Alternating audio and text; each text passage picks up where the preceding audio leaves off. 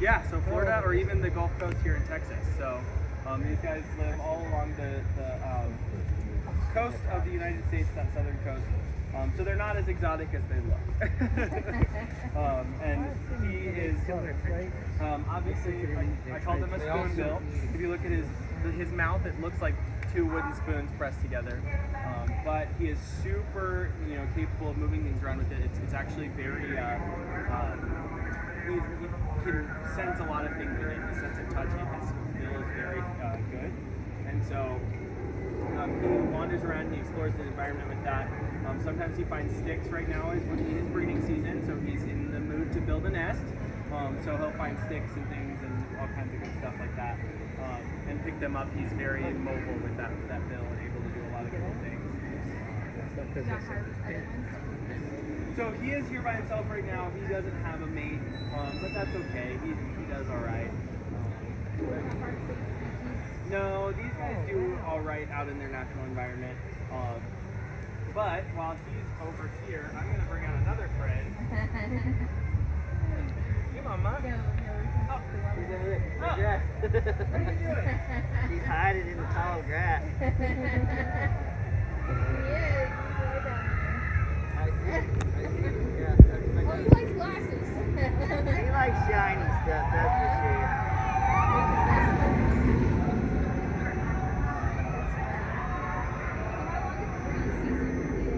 Typically, like this time, it's starting to wind down, so from like May to July.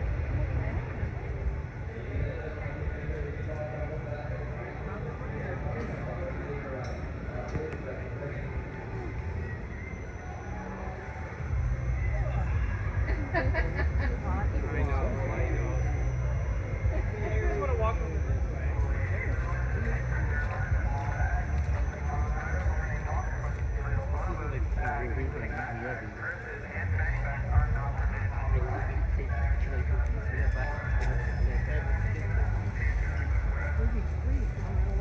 So this is Nura.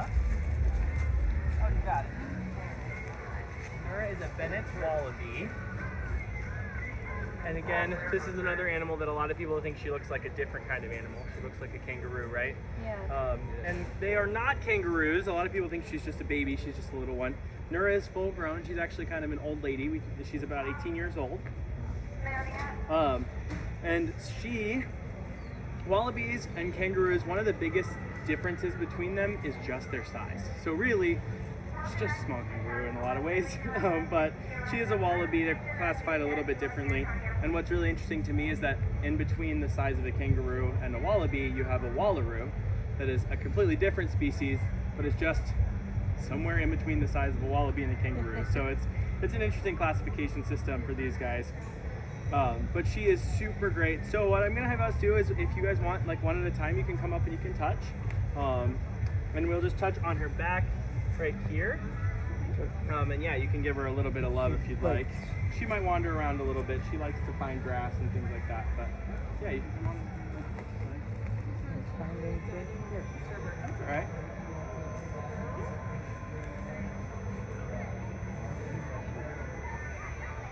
So she eats lots of grass and vegetation and things like that. Good girl. She likes nuts and seeds that we can give her as little bonus things. What's her favorite? Favorite. So she really likes her lettuce and the grass in here. She's been eating that. So she's really a big fan of anything green and fresh like that. She's also a fan of popcorn, so we'll pop her unbuttered, unsalted popcorn, and she seems to like to munch on that too. Fun little snack for them. Salt. Yeah, it probably wouldn't be very good for people, but she seems to like it. Gotta put salt and butter on it. Yeah, so wallabies typically eat along the ground. They eat low vegetation, things like that. Whereas a kangaroo, because they're taller, they can eat off of the bushes and trees, eat up a little bit higher.